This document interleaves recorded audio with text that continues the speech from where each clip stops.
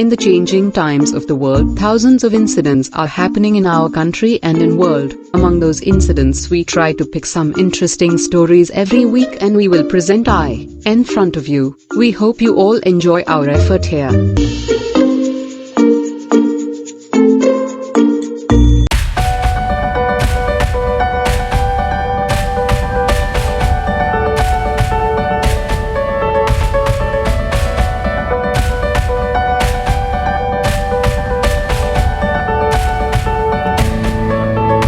आप सभी दोस्तों को मेरा नमस्कार। मैं हूं कृष्णा मुखर्जी और देश दुनिया से जुड़े हुए सामाजिक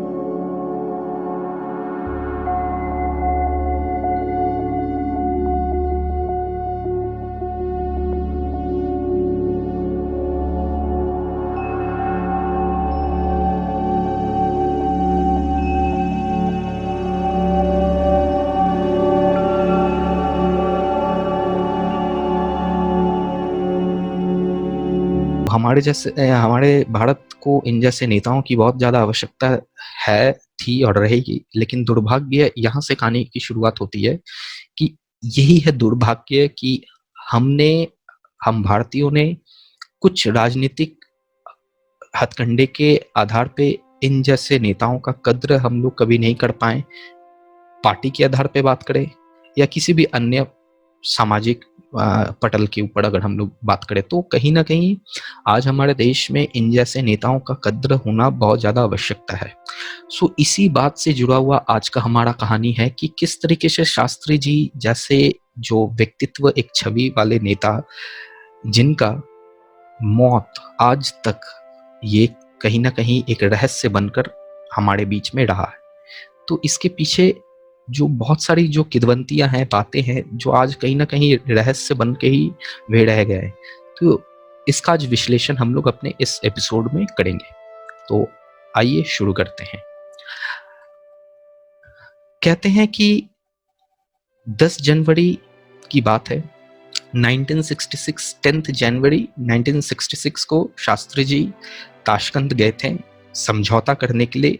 एक समझौता था इंडिया और पाकिस्तान के बीच में, युद्ध चल रहा था। उस युद्ध को खत्म करने के लिए ताशकंद एक जगह है, उज्बेकिस्तान की राजधानी है ये। तो उस जगह पे एक एग्रीमेंट साइन हुआ यूएसएसआर के मध्यस्थ। तो उसी ताशकंद में जब समझौता हो रहा था इंडिया पाकिस्तान, जिसमें USSR, United Soviet socialist Russia भी शामिल था, ये 3 देश के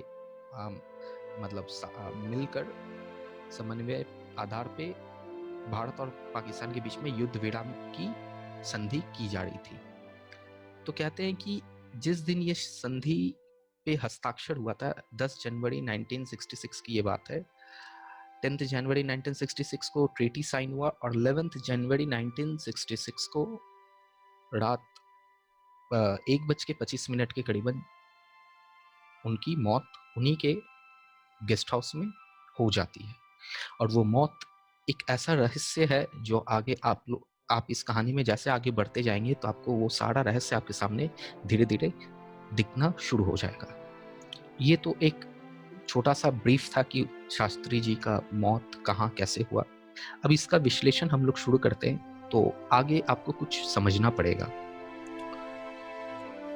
ये आप याद रखें, ये हैं पाकिस्तान के जो उस समय के तानाशाह थे, जनरल अयूब खान, और ये हमारे देश के प्रधानमंत्री शास्त्री जी, लाल बहादुर शास्त्री।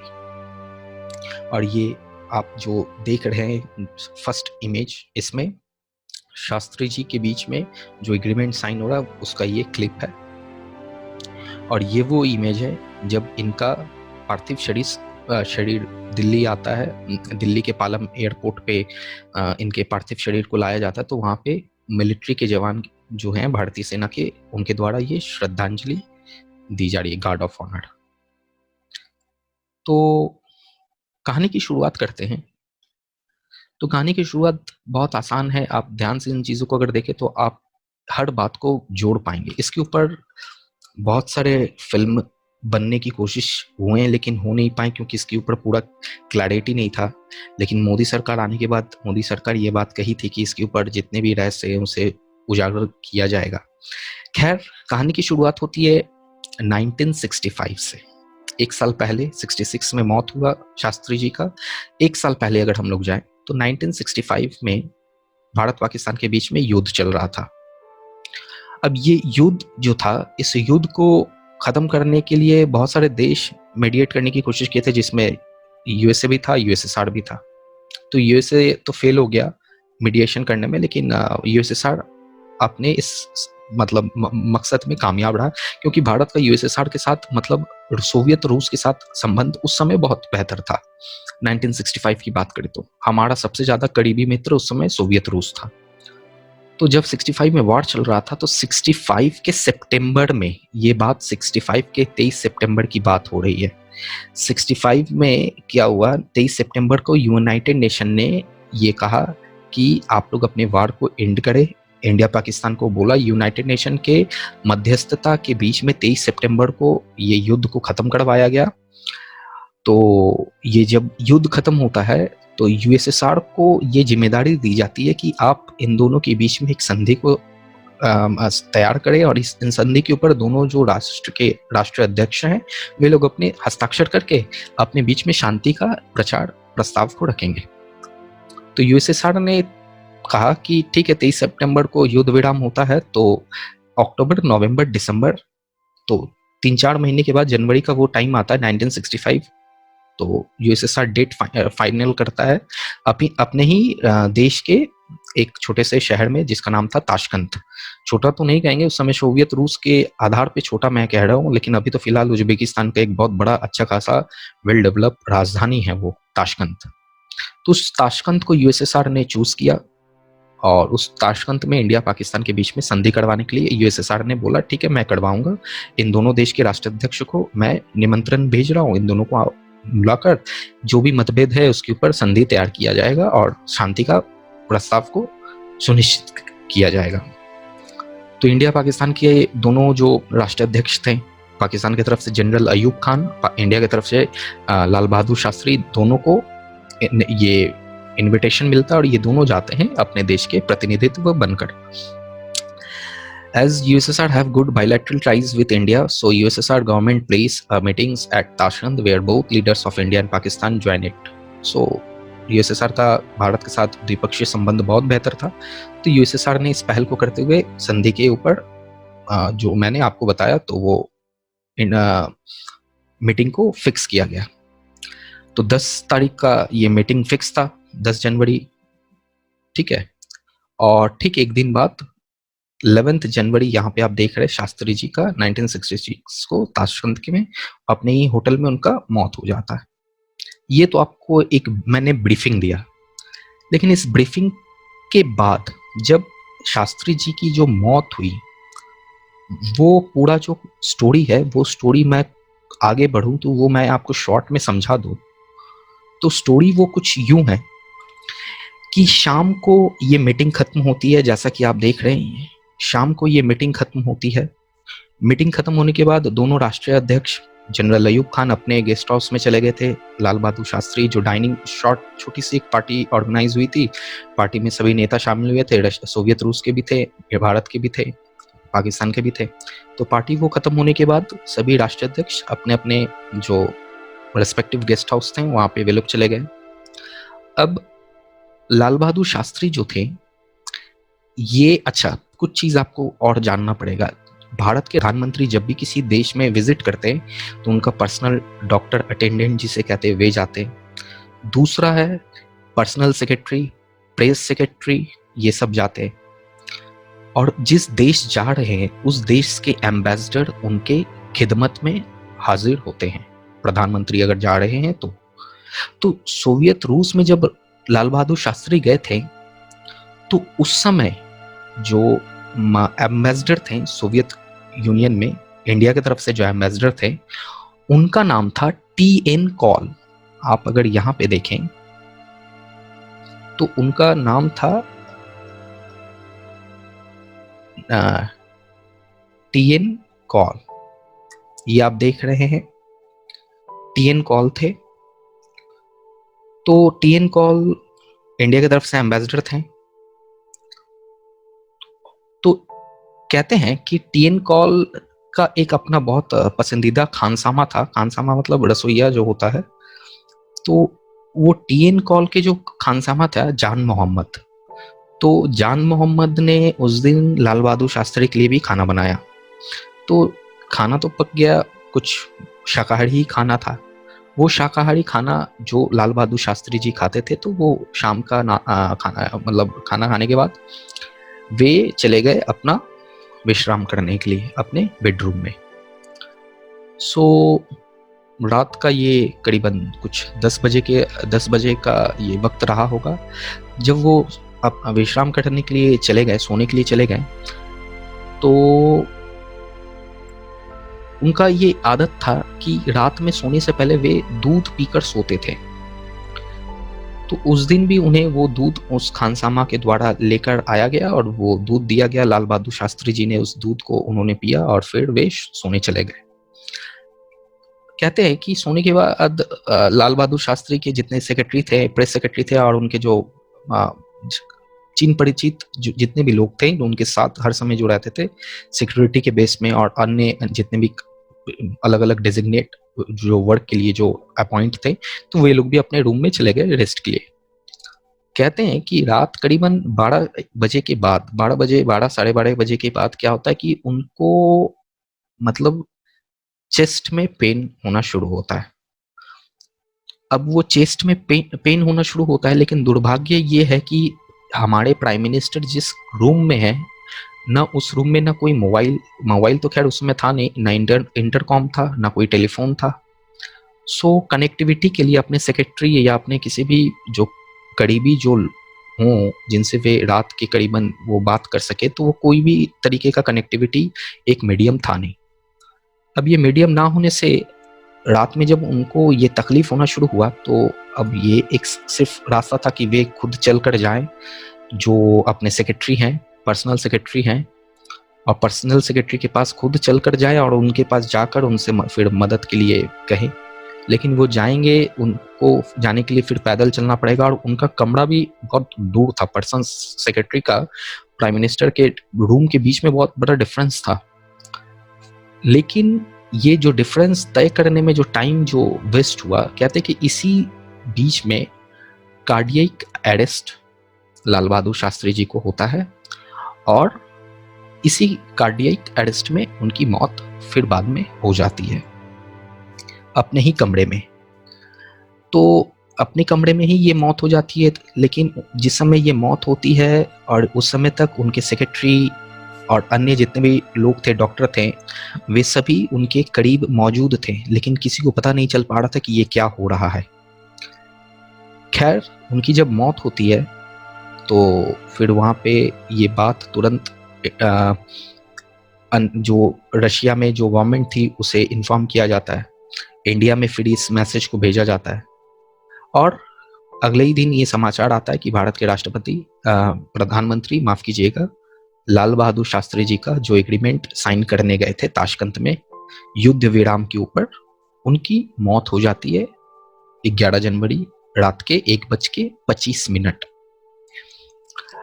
अब आप एक बात देखें, मौत तो हो जाती है, सस्पेंस यहां से शुरू होता है। मैंने स्टोरी आपको बता दिया, डेथ का आपको पूरा कहानी मैंने बताया, सस्पेंस यहां से शुरू होता है। कहते हैं कि प्रधानमंत्री का मौत के बाद वहां पे न पोस्टमार्टम हुआ और पोस्टमार्टम नहीं होने के बावजूद भी एक प्राइम मिनिस्टर की डेथ हुई है, ये मजाक तो है नहीं। और जब उनके डेड बॉडी को इंडिया लाया जाता है तो इंडिया में भी आनन फानन में उनके दाह संस्कार को करवा दिया जाता है विजय घाट पे। आज दिल्ली में आप लोग अगर आएंगे तो विजय घाट में उनकी समाधि बनी हुई है, आप लोग देख सकते हैं। तो ये आनन फानन में हो जाता है, लेकिन उनके परिवार वाले ये कहते हैं कि जब लाल बहादुर शास्त्री जी का मृत शरीर जब आया, पार्थिव शरीर जब आया था भारत, तो उनका कमर से जो ऊपर वाला जो शरीर का हिस्सा है वो नीला पड़ा हुआ था और नीला पड़ा होने के साथ साथ वो शरीर में अलग अलग धब्बे, सफेद धब्बे के निशान भी थे। तो ये माना जा रहा था कि उनको शायद जहर दिया गया हो या जहर के आधार पे शायद उनकी मौत हुई हो। तो ये बात एक सबसे बड़ा अचंभा करने वाला था, लेकिन उस समय ये बात किसी ने पुष्टि करवाने की कोशिश नहीं की और इस पे ही ये फिल्म जो आ रहा था ताशकंद फाइल, सो उस पे आप लोग उसके ट्रेलर में भी आप लोग शायद ये चीज को, स्टोरी को देख सकते हैं। तो कहीं ना कहीं यहाँ से सस्पेंस की शुरुआत होती है कि एक देश का प्रधानमंत्री जिसकी मौत होती है देश के बाहर, उसका पोस्टमार्टम ना उस जगह पे हुआ जिस जगह पे मौत हुई और ना भारत में लाने के बावजूद भारत में पोस्टमार्टम होता है। उसके एवज में आनन फानन में उनके दाह संस्कार को करवा दिया जाता है। ये सबसे बड़ा अचंभे का बात था। खैर, ये जो एलिगेशन था तो उनके जितने भी क्लोज रिलेटिव थे और उनके जितने भी सपोर्टर्स थे उस समय उन्होंने इस चीज को कहा कि ये सब नाटक, षड्यंत्र, फुल प्ले किया गया है। और इसके बाद कहते हैं कि उनकी जो श्रीमती थी, शास्त्री जी की जो पत्नी थी, धर्मपत्नी थी ललिता शास्त्री, उन्होंने इस चीज को सबसे ज्यादा इस बात को उठाया था कि उनको पॉइजन देकर, जहर देकर उन्हें ये मारा गया है। और बाद में जब उस पे किताब आया ललिता के आंसू, जो एमएल वर्मा के द्वारा प्रकाशित किया गया 1978 में, उसमें इस बात को जिक्र अच्छे तरीके से किया गया है। ललिता के आंसू मतलब ललिता शास्त्री जी के धर्मपत्नी का ये नाम था और उसमें ये वाक्य का वर्णन किया गया है। लेकिन खैर, उसके बावजूद भी इस बुक को अलग अलग तरीकों से उस समय सरकार ने प्रतिबंध करने की कोशिश की। खैर, इस बात पे हम जाएंगे नहीं, लेकिन ये तो एक कहानी हो गया। लेकिन इसके बावजूद भी कई सरकार आई, जनता सरकार आई, बाद में कांग्रेस फिर से आई और उसके अलावा बीजेपी की सरकार भी बाद में आई। लेकिन सवाल यह है कि किसी भी सरकार ने इस विषय के ऊपर खोजबीन न करवाने का कभी बात उन्होंने किया, न किसी ने इसके ऊपर एक पहलू या अलग कदम उठाने की कोशिश की। सो अलग अलग सस्पेंस है, बहुत सारी कहानियां है। सरकार चाहती भी नहीं है कि गड़े हुए मुर्दे को उठाया जाए। अब इस पे क्या कहानी है, क्या रहस्य है, वो तो सिर्फ भारत सरकार ही जाने और उनके जो फाइल में दबे हुए जो असली जो बात है, किस्से हैं, सिर्फ वहां तक ही ये असलियत छुपी हुई है और वहीं तक दबा हुआ है। खैर बाद में लेकिन उनके जो पर्सनल सेक्रेटरी थे कुलदीप नैयर और उनके जो करीबी थे अनुज धर, उन्होंने आरटीआई फाइल करके बहुत बार पीएमओ से ये प्राइम मिनिस्टर ऑफिस से ये बात को जानने की कोशिश की कि असलियत क्या है, लेकिन समय समय पे इनके आरटीआई को मतलब रिजेक्ट कर दिया गया प्राइम मिनिस्टर ऑफिस के द्वारा। लेकिन कुलदीप नैयर जो उनके बहुत ही खासम खास करीबी थे, सेक्रेटरी थे, वे अपनी किताब में इस बात को फिर जिक्र करते जो कहानी मैंने आपको सुनाया, क्योंकि उस वक्त मौत के वक्त कुलदीप नैयर वही सेक्रेटरी थे जो उनके करीब थे, जिनको वो रात के मतलब 1:25 से पहले अपने मृत्यु से कुछ मिनट पहले जो वो बुलाने गए थे, जब उनके चेस्ट में पेन हुआ था तब वे इस चीज को लेकर सबसे पहले कुलदीप नैयर के पास ही गए थे, जो प्रेस सेक्रेटरी के रूप में उस समय उस विजिट में, ताशकंद विजिट में वे गए थे। तो ये एक बात है। लेकिन जब डेथ हो गया और यूएसएसआर में डेथ हुआ, यूएसएसआर के टेरिटरी में डेथ हुआ है और रूस के साथ हमारा बहुत बेहतर संबंध है, तो रूस ये चीज को अच्छे तरीके से समझता था। तो इन चीज को देखते हुए रूस की जो खुफिया एजेंसी है केजीबी, वो इन्वेस्टिगेशन करती है इस मामले में।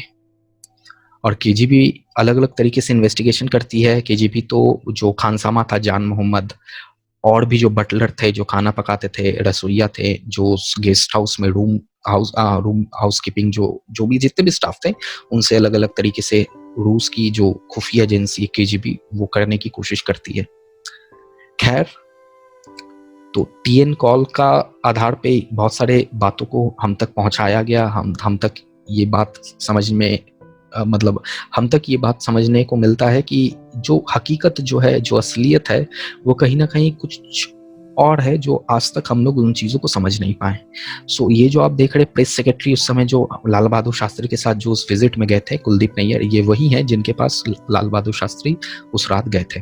और कुलदीप नैयर ने ही उस समय जो उनके पर्सनल सेक्रेटरी थे जगन्नाथ शाह और आर.एन. चुग, जो डॉक्टर इन अटेंडेंट थे प्राइम मिनिस्टर के, इन दोनों को उन्होंने बुलाया था उस समय, क्योंकि इन दोनों का भी रूम, डॉक्टर जो थे प्राइम मिनिस्टर के जो पर्सनल डॉक्टर थे आर.एन. चुग और पर्सनल सेक्रेटरी थे, इनका भी जो रूम था वो कहीं ना कहीं प्राइम मिनिस्टर के रूम से बहुत ही एक मतलब अच्छे खासे डिस्टेंस में से रखा गया था। अब इस पे भी शायद कुछ बातें होंगी, ये कोई नहीं जानता है। तो कुलदीप नैयर के द्वारा ये बात फिर बताया जाता है, इनके पर्सनल सेक्रेटरी भी उस मौके वारदात पे वे पहुंचते हैं, उनके डॉक्टर भी पहुंचते हैं, और ये आर.एन. चुग ही वो डॉक्टर थे जिन्होंने पहली बार लाल बहादुर शास्त्री को मृत घोषित उन्होंने किया कि इनका मृत्यु हो चुका है 11 जनवरी को ताशकंद में। तो ये एक कहानी है ताशकंद के ऊपर जो आज तक हम लोग ना जान पाए हैं, इसके ऊपर अलग तरीके से कहीं बात बताने की कोशिश की गई है, और बहुत सारे इसके ऊपर भी रहस्य है। सो आशा है, उम्मीद है कि आपको आज का हमारा ये जो विश्लेषण था वो पसंद आया होगा। कॉम्पिटिटिव पर्सपेक्टिव से ताशकंद से जुड़े हुए जो कुछ इंपॉर्टेंट फैक्टर्स हैं एग्जाम में जो कभी पूछे जा सकते हैं, ये कब हुआ, किन देशों के बीच में हुआ, किस जगह पे हुआ, किन के द्वारा करवाया गया, सो ये आप जान सकते हैं। So as a knowledgeable factor के आधार पे आज का अपना ये डिस्कशन था। अगले वीक हम लोग किसी और अन्य टॉपिक पे फिर से मिलेंगे, उसके विश्लेषण के आधार पे हम लोग अलग अलग चीज़ों को जानने की कोशिश करेंगे। सो तब तक के लिए आप हमसे जुड़े रहें, सब्सक्राइब करें, अगर स्टोरी पसंद आते तो अपने दोस्तों के बीच अपने सर्किल में शेयर करें। So till then, goodbye. To watch like such more series, please subscribe, like and share us, and don't forget to hit the bell icon to get notification.